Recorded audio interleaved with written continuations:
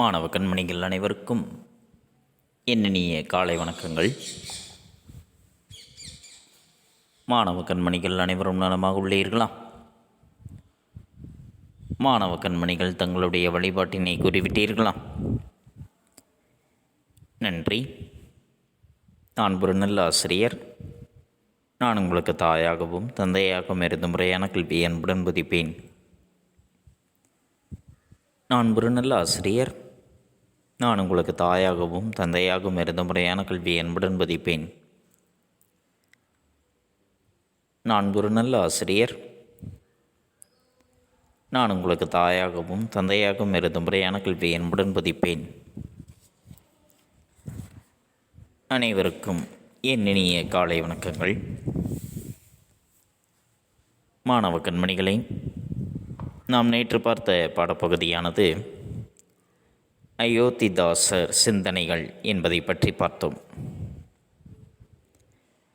ஒருவருடைய வாழ்க்கை என்பது பிறந்து வாழ்ந்து மறைவதோடு முடிந்து விடுவதில்லை. நேர்மையான சிந்தனையும் செயலும் ஒருவருக்கு வரலாற்றில் நிலையானதொரு இடத்தை பெற்றுத்தருகின்றன.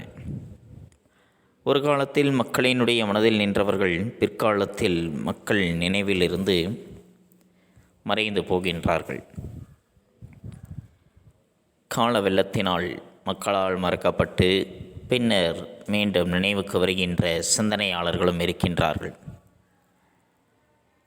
அயோத்திதாசர் அவர்கள் ஆங்கிலேயர்களினுடைய ஆட்சி காலத்தில் 19ஆம் நூற்றாண்டின் இறுதிப் பகுதியிலும் 20ஆம் நூற்றாண்டின் முற்பகுதியிலும் வாழ்ந்தவர். நல்ல சிந்தனை, சிறப்பான செயல், உயர்வான பேச்சு, உவப்பான எழுத்து, பாராட்டத்தக்க உழைப்பு ஆகிய 5 பண்புகளையும் ஒரு சேரப்பெற்ற சிந்தனையாளர்தான் அயோத்திதாசர். இவர் தமிழ் மட்டுமல்லாது மற்ற மொழிகளிலும் புலமை பெற்றவராக இருந்தார். 1907ஆம் ஆண்டு சென்னையில் ஒரு பைசா தமிழன் என்ற வார இதழை காலானா விலையில் தொடங்கினார். ஓராண்டிற்கு பிறகு அவ்விதழினுடைய பெயரை தமிழன் என்று மாற்றியமைத்தார். ஒரு மனிதனின் அறிவு வளர்ச்சி பெற வேண்டுமென்றால் கல்வி அறிவு என்பது அவசியம் என்று அயோத்திதாசர் கருதினார். கல்வி அறிவோடு கைத்தொழில் போன்றவற்றையும் கற்றுக்கொள்ள வேண்டும் என்று அவர் வலியுறுத்தினார். மக்கள் வாழ வேண்டிய முறை பற்றி அயோத்திதாசரினுடைய சிந்தனைகள் மிக சிறப்பானதாக இருந்தது. மக்கள் அனைவரும் அன்பு கொண்டு வாழ வேண்டும், பிற உயிர்களுக்கு துன்பம் செய்யக்கூடாது, ஒரு குடும்பத்தில் அன்பும் ஆறுதலும் நிறைந்திருந்ததென்றால் அதுவே நாடு முழுவையும் பெற்றிருக்கும் என்று கருதினார். ஒரு நாட்டுக்கு வழிகாட்டக்கூடிய தலைவர் எத்தகையவராக இருக்க வேண்டும் என்பதையும் அயோத்திதாச பண்டிதர் மிகச்சிறப்பாக அவற்றை விளக்கி கூறியிருக்கின்றார். மக்களையும் மழையையும் தொடர்புபடுத்தி அயோத்திதாசர் கூறுகின்ற கருத்து சிந்திக்கக்கூடியதாக அமைகின்றது. மக்கள் அனைவருமே சம உரிமை பெற்று சமத்துவமாக வாழ வேண்டும் என்று அயோத்திதாசர் விரும்புகின்றார். அனைத்து துறைகளிலும் அனைத்து வகுப்பினருக்கும் சம வாய்ப்பானது அளிக்கப்பட வேண்டும் என்றும் வலியுறுத்தினார். திராவிட மகாஜன சங்கம் என்ற அமைப்பை தோற்றுவித்தார். விடுதலை என்பது வெறும் ஆட்சி மாற்றம் மட்டுமல்ல, அது மக்களினுடைய வாழ்க்கையில் நல்ல மாற்றங்களை ஏற்படுத்துவதற்காக அமைய வேண்டும் என்றும் கருதினார்.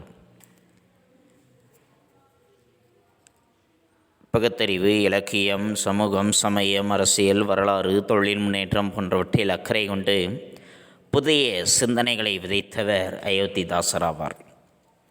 இதனை பற்றித்தான் நாம் நேற்றைய பாடப்பகுதியில் கண்டறிந்தோம்.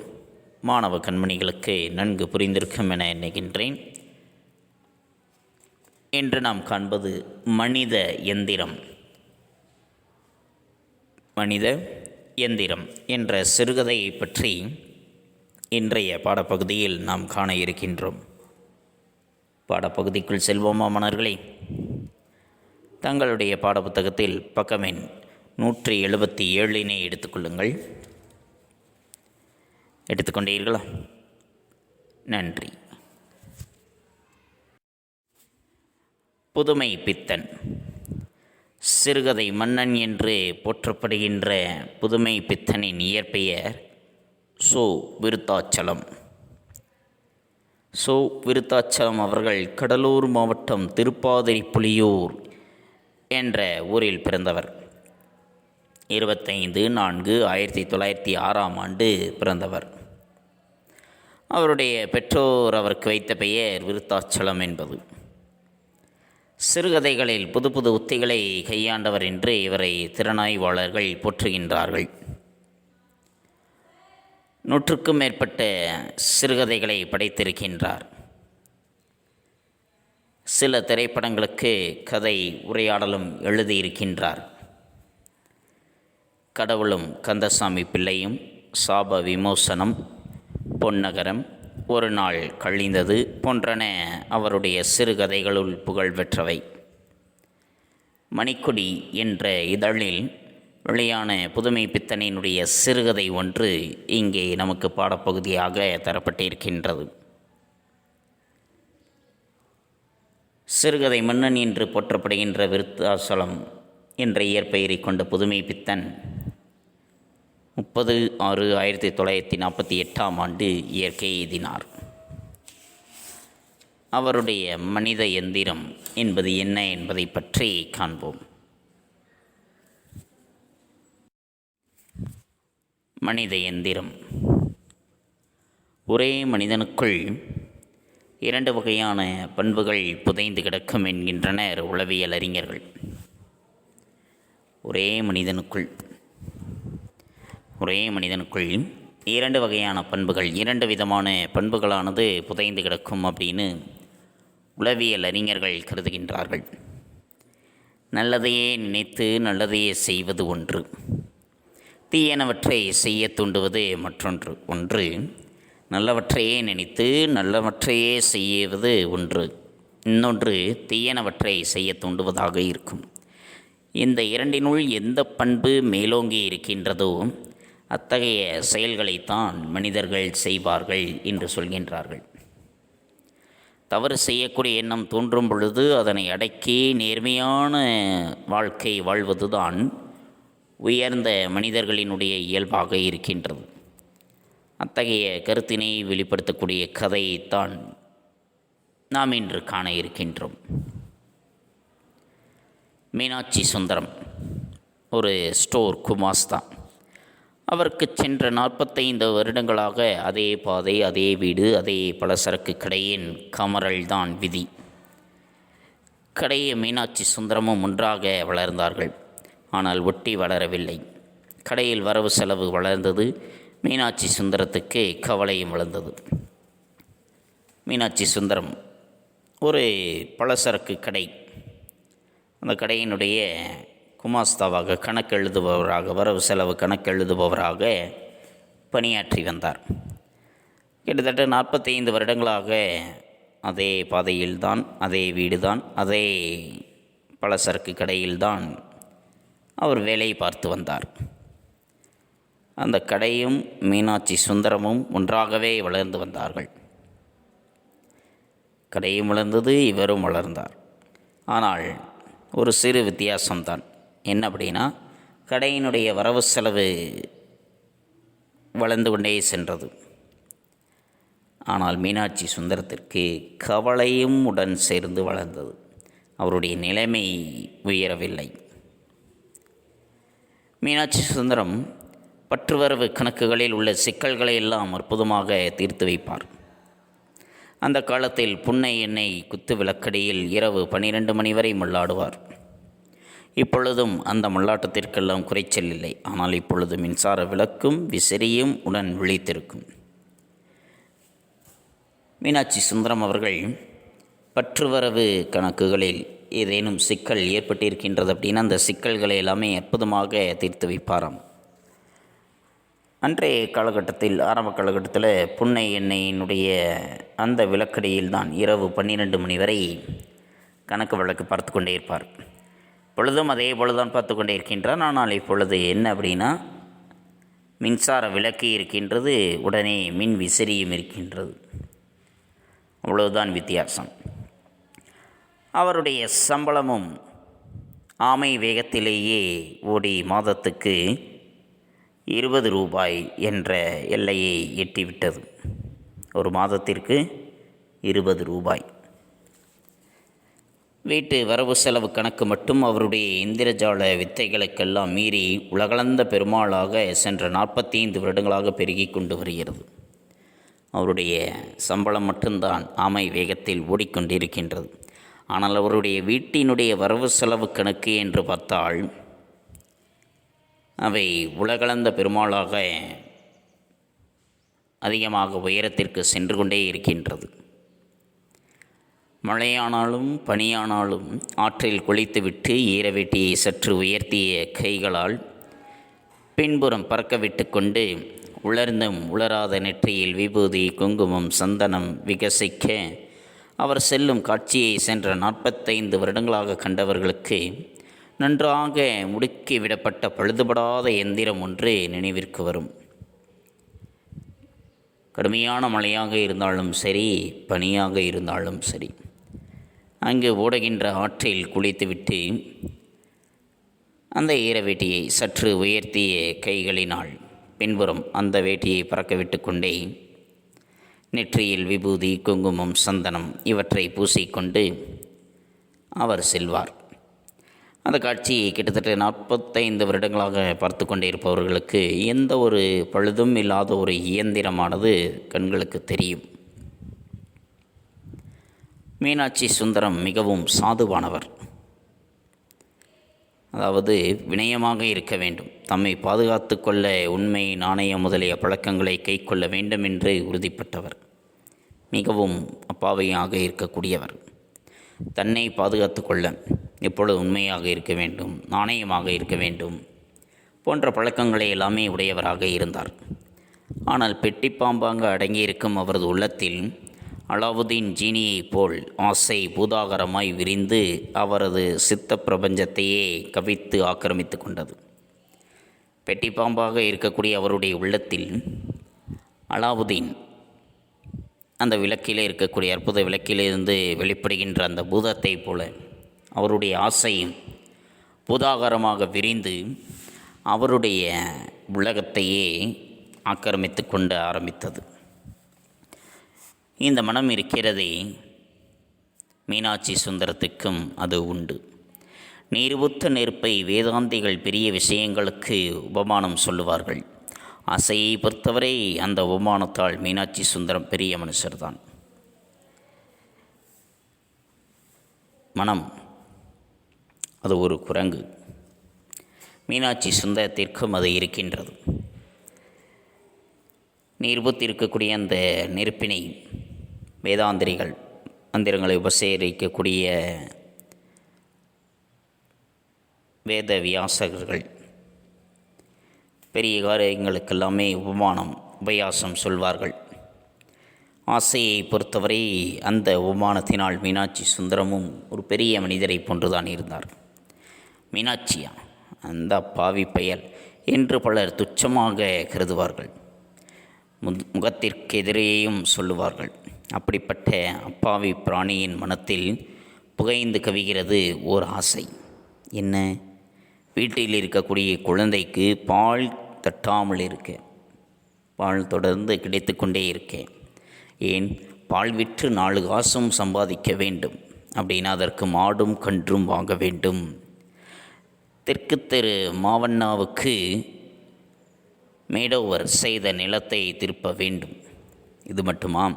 கால் மேல் கால் போட்டுக்கொண்டு மீனாட்சி என்று தாம் அழைக்கப்படுவதைப் போல தாம் இஷ்டப்படி ஆட ஒரு மீனாட்சி ஸ்டோர் கடையும் கைக்குள் வர வேண்டும் என்று ஒரு ஆசையானது அவருடைய மனதிற்குள் பூதாகரமாக உருவாகி கொண்டிருந்தது.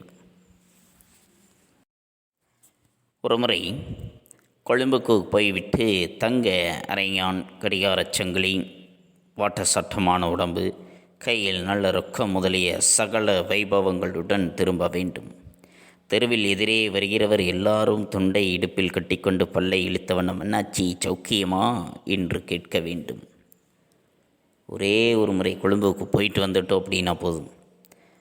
தங்க அரைஞான் கயிறு, கடிகாரத்து சங்கிலி, வாட்டசாட்டமான உடம்பு, கையில் நல்ல ரொக்கம், நல்ல பணமானது, இது போன்ற சகல சௌகரியங்களோடு திரும்ப வேண்டும். தெருவில் நாம் நடந்து செல்லும் பொழுது நமக்கு எதிரே வருகின்றவர்கள் அனைவருமே இடுப்பை எடுத்து துண்டை எடுத்து இடுப்பில் கட்டிக்கொண்டு பல்லை இழுத்தபடியே சிரித்தபடியே அண்ணாச்சி சௌக்கியமா அப்படின்னு நம்மை பார்த்து கேட்க வேண்டும் என்று எண்ணம் அவருக்கு ஏற்பட்டது. தினசரி பணப்புழக்கம் எல்லாம் அவர் கையில்தான். கடைசியாக தனியாக கடையை பூட்டி சாவி எடுத்துக்கொண்டு போகிறவரும் அவரே தான். அதே சமயத்தில் தான் கடையிலிருந்து கூப்பிடுகின்ற தூரத்தில் இருக்கின்ற ரயில்வே ஸ்டேஷனில் 5 நிமிடம் நின்றுவிட்டு தூத்துக்குடி வண்டி புறப்படுகின்றது. அதற்குரிய பயணச்சீட்டை வாங்கி கொண்டு இரவோடு இரவாக கம்பி நீட்டி விடலாம், சொல்லிக்கொள்ளாமல் சென்று விடலாம். டிக்கெட்டுக்கு மட்டும், பயணச்சீட்டுக்கு மட்டும் தேவையான பணத்தினை தினசரி கடையில் புரளுகின்ற அந்த பணமே போதுமானதாக இருக்கும், அதை மட்டும் எடுத்துக்கொண்டு கிளம்பி விடலாம் என்று நினைக்கின்றார். மூளை தெருவில் மற்ற இடங்களுக்கெல்லாமே ஒடுங்கியிட்டது. எல்லா கடைகளும் அடங்கி இருக்கின்றது. அவருடைய பலசரக்கு கடையில் பெட்டியடி மேல் ஒற்றை மின்சார விளக்கு மட்டும் பிரகாசமாக எரிந்து கொண்டே இருக்கின்றது. மீனாட்சி சுந்தரம் உழைப்பாயில் உட்கார்ந்து கொண்டு மேஜையின் மேல் இருக்கக்கூடிய அந்த வரவு செலவு கணக்கு புத்தகத்தில் ஏதோ ஒன்றை பதிந்து கொண்டே இருக்கின்றார். சுப்புவின் கணக்கு 4, 4.5, 4.5 மாகாணி, 4.5 மாகாணியும் ஒரு சல்லியும், 4.5 மாகாணி ஒரு சல்லி, ஒரு துட்டு, 4, 9, 5 சல்லி. சவுத்து ஃபைலுக்கு கொடுத்து கட்டணுமா, நாளைக்கு வரட்டும் சொல்கிறேன் என்று நெற்றியில் வழிகின்ற வியர்வையை துடைத்துவிட்டு ராமையாவினுடைய பேரிட்டை திருப்பி கூட்ட ஆரம்பிக்கின்றார். வீசம் அரைக்கால், அரையே அரைக்கால் என்று கணக்கெழுதி கொண்டிருக்கின்றார்.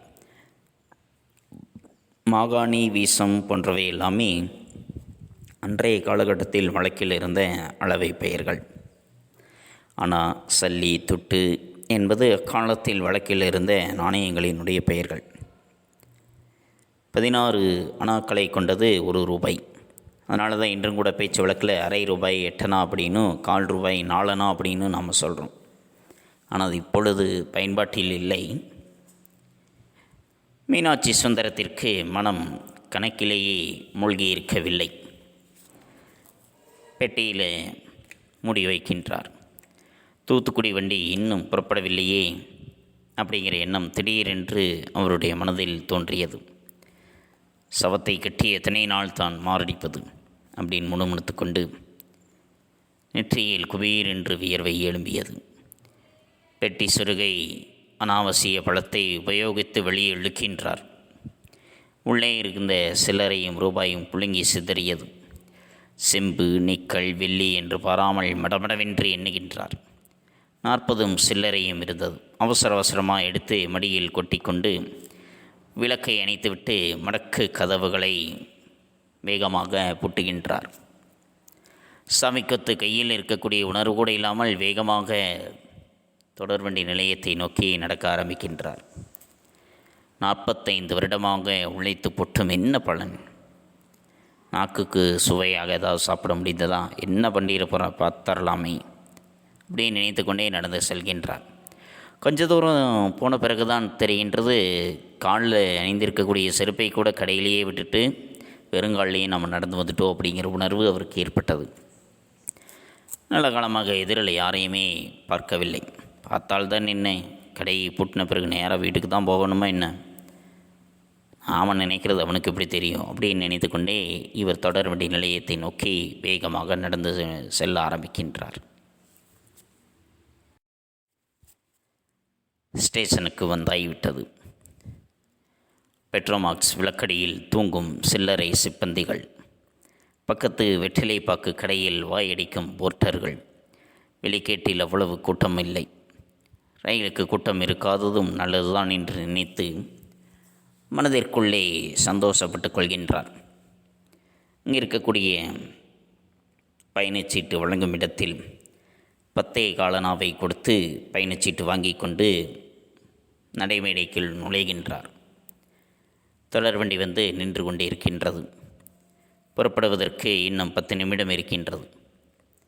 யாருமே இல்லாத ஒரு தனி பெட்டியில் ஏறி ஜன்னல் ஓரமாக சாளரத்தின் ஓரமாக உட்கார்ந்திருக்கின்றார். தொடர்வண்டியானது எப்பொழுது புறப்படும் என்பதை ஆவலாக அறிய தொடர்வண்டியினுடைய என்ஜின் பக்கமாக திரும்பி திரும்பி பார்த்து கொண்டே இருக்கின்றார். அப்பொழுது திடீரென்று மீனாட்சி சுந்தரம் ஏது இந்த ராத்திரியில் அப்படின்னு ஒரு கம்பீரமான ஒரு குரல். யார் என்று பார்த்தால் அது வேறு ஒருவரும் இல்லை, ரயில்வே போலீஸை தொடர்வண்டி நிலைய காவல் அதிகாரியை சார்ந்த ஒரு நண்பர் கல்யாண சுந்தரம் என்பவர் திடுக்கிட்டு திரும்பி பார்க்கின்றார். போலீஸ்காரர் மீனாட்சி சுந்தரம் நண்பரை பார்க்கவில்லை, கக்கி உடையே தான் பார்க்கின்றார். அவரை அறியாமலே அவருடைய வாய் தூத்துக்குடி வரை அப்படின்னு சொல்கின்றது. என்ன அவசரம்? சரி, பரவாயில்லை, நான் உங்களை மணியாச்சியில் நான் பார்க்கிறேன் அப்படின்னு சொல்லிவிட்டு அளவெடுத்து வைக்கும் பெருமிதமான நடையோடு தொடர்வண்டி நிலைய அதிகாரியை நாடுகின்றார் கல்யாண சுந்தரம். மீனாட்சி சுந்தரத்திற்கு நுனி நாக்கு முதல் அடித்தொண்டை வரை ஒரே வறண்டு விட்டது. கண்கள் சுழல்கின்றது. கலர் சோடா அப்படின்னு நீட்டுகின்றான் சோடாக்காரன். அதை வாங்கி முழுமையாக மடக்கு என்று குடித்துவிட்டு ஏப்பமிட்டு கொண்டே ஓரணாவை அவன் கையில் கொடுத்துவிட்டு பலகையில் சாய்ந்து கண்களை மூடுகின்றார். கல்யாணி பார்த்து விட்டானே, நாளைக்கு நம்ம கூட்டு வெளிப்பட்டு போயிருமோ அப்படின்னு ஒரு எண்ணம் அவருடைய மனதில். அதற்குள் தொடர்வண்டி புறப்படுகின்ற சத்தம் கேட்டது. மீனாட்சி சுந்தரம் அவசர அவசரமாக கதவு பக்கம் வந்து தொடர்வண்டியை விட்டு மெதுவாக கீழே இறங்குகின்றார். மெதுவாக நிதானமாக ஸ்டேஷனை விட்டு தொடர்வண்டி நிலையத்தை விட்டு வெளியேறி கடை பக்கமாக நடந்து வருகின்றார். வழியில் கொஞ்சம் தூரம் செல்லும் பொழுதுதான் கையிலே அனுமதி சீட்டு இல்லாமல் எப்படி கப்பலில் செல்வது அப்படிங்கிற நினைவு வந்தது. நம்ம புத்தியை செருப்பால் தான் அடிக்கணும் என்று சொல்லிக்கொண்டார். தமது ஆபத்தான நிலைமை அப்பொழுதுதான் அவருக்கு புரிந்தது. தெளிவாயிற்று. உடல் நடுங்குகின்றது. மீண்டும் கடைக்கே வருகின்றார். கதவை திறந்து விளக்கை ஏற்றுகின்றார். மடியில் இருக்கக்கூடிய சில்லறை எடுத்து பெட்டிக்குள் வைத்துவிட்டு வரவு செலவு கணக்கை எடுத்து மீனாட்சி பற்று 11 காலனா அப்படின்னு எழுதுகின்றார். மறுபடியும் விளக்கை அணைத்து கதவை பூட்டி காலில் செருப்பை மாட்டிக்கொள்கின்றார். தன்னுடைய முதலாளியினுடைய வீட்டை நோக்கி வேகமாக புறப்பட்டு செல்கின்றார். முதலாளி காற்றுக்காக வெளியே பலகையில் அமர்ந்தபடியே உறங்கிக் கொண்டிருக்கின்றார். ஐயா ஐயா அப்படின்னு அவரை கூப்பிடுகின்றார் மீனாட்சி சுந்தரம். எனவே இவ்வளவு நேரம் அப்படின்னு புரண்டு கொண்டே கொட்டாய் விடுகின்றார். இல்லை, கொஞ்சம் சோழி இருந்தது, என்னுடைய வரவு செலவு கணக்கில் இன்றைக்கி 11 காலனை எழுதியிருக்கிறேன் அப்படின்னு சொல்கின்றார். அப்பொழுதும் அவருடைய நாவிலிருந்து அந்த வறட்சி போகவில்லை. சரி, விடிய கால வரப்போ மூக்கனே வண்டியை கட்டிட்டு வர சொல்லு, சந்தைக்கு போகணும் அப்படின்னு சொல்கின்றார். சொல்லிவிட்டு தன்னுடைய கையை தலைக்கு வைத்து கொண்டு கண்களை மூடிக்கொண்டு மீண்டும் உறங்குகின்றார். அவருடைய முதலாளியை சிறிது நேரம் பார்த்து கொண்டே நிற்கின்றார். அதன் பிறகு மெதுவாக திரும்பி நடக்க ஆரம்பிக்கின்றார் மீனாட்சி சுந்தரம். அவர் ஒரு மனித இயந்திரம்தான். புரிந்ததா மன்னர்களே? நன்றி. மாணவ கண்மணிகளை, அடுத்து நாம் காண்பது வீட்டுப்பாடம். அயோத்திதாசரின் இதழ் பணி பற்றி எழுதுக. அயோத்திதாசர் 1907 சென்னையில் ஒரு பைசா தமிழன் என்னும் வார இதழை காலனா விலையில் தொடங்கினார். ஓராண்டிற்கு பின் அவ்விதழின் பெயரை தமிழன் என மாற்றினார். உயர் நிலையையும் இடைநிலையையும் கடைநிலையையும் பாகுபடுத்தி அறிய முடியாத மக்களுக்கு நீதி, நேர்மை, சரியான பாதை ஆகியவற்றை தெளிவுபடுத்துவதே இவ்விதழின் நோக்கம் என்று அயோத்திதாசர் குறிப்பிட்டார். இவர் தமிழன் இதழ் மூலம் தமிழ்நாடு மட்டுமன்றி Mysore, Kolar, Hyderabad, Rangoon, Malaysia, Australia, தென்னாப்பிரிக்கா போன்ற நாடுகளில் வாழ்ந்த தமிழர்களுக்கும் பகுத்தறிவு சிந்தனை, இன உணர்வு, சமூக சிந்தனை ஆகியவற்றை ஊட்டினார். இவர் தம் நூல்கள் மூலமாகவும் தம் சீர்திருத்த சிந்தனைகளை வெளியிட்டார். அரசியல் விடுதலை பற்றிய அயோத்திதாசரின் கருத்துகள் யாவை? விடுதலை என்பது வெறும் ஆட்சி மாற்றம் மட்டுமன்று.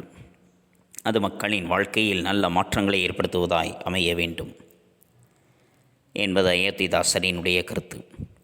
சுயராஜ்யத்தின் நோக்கம் அதிகாரத்தை கைப்பற்றுவதாய் மட்டும் இருக்கக்கூடாது. மக்களின் சமூக பொருளாதார வளர்ச்சியை உள்ளடக்கியதாய் அது அமைய வேண்டும். மக்கள் வாழ்க்கையில் மாற்றம் உண்டானால் ஒழிய நாடு முன்னேற முடியாது என்று அணித்தரமாய் கூறினார் அயோத்திதாசர். இந்த 2 வினாக்கள் தான் வீட்டுப்பாடம். இந்த 2 வினாக்களுள் முதல் வினாவை எழுதி கொள்ளுங்கள், 2ஐயும் படித்து கொள்ளுங்கள். எழுதுவது முதல் வினா மட்டும், படிப்பது 2 வினாக்களும். தெளிவுற எழுதுங்கள், தெளிவுற படியுங்கள். தங்களுடைய படித்தல் பயிற்சியும் தங்களுடைய கையெழுத்து பயிற்சியும் சற்று மேம்படுத்திக் கொள்ளுங்கள். நன்றி. மாணவ கண்மணிகளை, இதுகாரும் நாம் கண்டறிந்தது மனித எந்திரம் என்ற விரிவானத்தை பற்றி பார்த்தோம். ஒரே மனிதனுக்குள் 2 வகையான பண்புகள் புதைந்து கிடக்கும் என்கின்றனர் உளவியல் அறிஞர்கள். நல்லதையே நினைத்து நல்லதையே செய்வது ஒன்று, தீயனவற்றை செய்ய தூண்டுவது மற்றொன்று. இவற்றுள் எந்த பண்பு மேலோங்கி இருக்கின்றதோ அத்தகைய செயல்களையே மனிதர்கள் செய்வார்கள். மீனாட்சி சுந்தரம் ஒரு பலசரக்கு கடையினுடைய குமாஸ்தாவாக பணியாற்றி வந்தார். 45 வருடங்களாக அந்த கடையில் பணியாற்றி கொண்டு இருக்கின்றார். கடையும் அவரும் ஒன்றாகத்தான் வளர்ந்தார்கள். கடை நன்றாக வளர்ந்தது. உடனே சேர்த்து அவருடைய கவலையும் வளர்ந்தது. அவருடைய சம்பளம் ஆமை வேகத்தில் ஓடி 20 ரூபாயை எட்டியிருக்கின்றது. ஆனால் அவருடைய வீட்டின் வரவு செலவு கணக்கு பல மடங்கு பெருகி இருக்கின்றது. மிகவும் சாதுவானவர். தம்மை பாதுகாத்து கொள்ள உண்மை, நாணயம் முதலிய பழக்கங்களை கைக்கொள்ள வேண்டும் என்று உறுதியோடு இருக்கக்கூடியவர். அப்படிப்பட்டவரையும் ஆசை என்ற பூதமானது அடக்கி ஆள நினைத்தது. ஒருமுறை கொழும்பிற்கு சென்றுவிட்டு சகல சௌகரியங்களோடு திரும்ப வேண்டும் என்று நினைக்கின்றார். தினசரி பணப்புழக்கம் எல்லாமே அவருடைய கையில் தான் இருந்தது. கடைசியாக தனியாக கடையை பூட்டி சாவி எடுத்துக்கொண்டு போகின்றவரும் அவரே தான். அவருடைய கடைக்கு பக்கத்தில் தான் தொடர்வண்டி நிலையமும் இருக்கின்றது. அங்கு தூத்துக்குடிக்கு செல்ல வேண்டிய வண்டி புறப்பட தயாராகவும் இருக்கும். பயணச்சீட்டு வாங்கி கொண்டு இரவோடு இரவாக கம்பி நீட்டிவிடலாம் என்று நினைக்கின்றார். கணக்குகளை எல்லாமே அவசர அவசரமாக எழுதி முடித்துவிட்டு பெட்டியில் கல்லாவில் இருந்த நாணயங்களை எடுத்து தன்னுடைய மடியில் கட்டிக்கொண்டு விளக்கை அணைத்து கொண்டு வேகமாக தொடர்வண்டி நிலையத்தை நோக்கி நடக்க ஆரம்பிக்கின்றார். கையில் சாவி கொத்தை எடுத்துக்கொண்டு செல்கின்றோம், காலில் செருப்பில்லாமல் செல்கின்றோம் என்பதை எல்லாம் அவர் நினைக்கவே இல்லை. அவருடைய எண்ணம் முழுமையும் தொடர்வண்டி நிலையத்திலேயே தான் இருந்தது. தொடர்வண்டி நிலையத்துக்கு வந்து விட்டார். பயணச்சீட்டு வாங்கி தொடர்வண்டியில் ஏறி ஜன்னல் ஓரமாக அமர்ந்திருக்கின்றார்.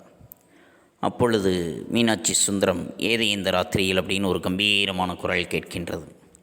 அது வேறு யாரும் இல்லை, தொடர்வண்டி நிலைய காவல் அதிகாரியான அவருடைய நண்பர் கல்யாண சுந்தரம்.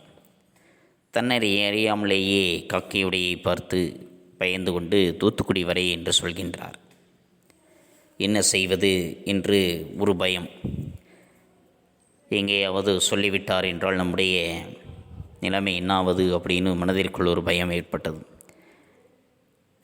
மீண்டும் தொடர் வண்டியில் இறங்கி கடைக்கு சென்று தன்னுடைய மடியில் இருந்த மீதி சில்லறை எடுத்து பெட்டிக்குள் போட்டுவிட்டு வரவு செலவு கணக்கில் மீனாட்சி பற்று 11 காலனா என்று எழுதி வைத்துவிட்டு தன்னுடைய முதலாளியிடம் சென்று கடையினுடைய சாவியை கொடுத்து மீதமுள்ளதை ஒப்படைக்கின்றார். அவர் ஒரு மனித இயந்திரம் போன்றவராகத்தான் இருக்கின்றார். இதனை பற்றித்தான் நாம் இன்றைய பாடப்பகுதியில் கண்டறிந்தோம். மாணவ கண்மணிகளுக்கு நன்கு புரிந்திருக்கும் என எண்ணுகின்றேன். அடுத்து நாம் காண்பது பாடப்புத்தகம் படித்தல். பாடப்புத்தகம் படித்தல் பக்கமே 177, 178, 179. 177 மனித இயந்திரம் என்பதில் ஆரம்பித்து பக்கமே 179 அவரது நண்பர் கல்யாண சுந்தரம் திடுக்கிட்டு திரும்பினார் என்பது வரைக்கும் மாணவ கண்மணிகள் பாடப்புத்தகம் படித்தலாக எடுத்துக்கொண்டு எழுந்து நின்று உறக்கப்படியுங்கள். தங்களுடைய படித்தல் பயிற்சியினை சற்று மேம்படுத்திக் கொள்ளுங்கள். அடுத்து நாம் காண்பது வீட்டுப்பாடம்.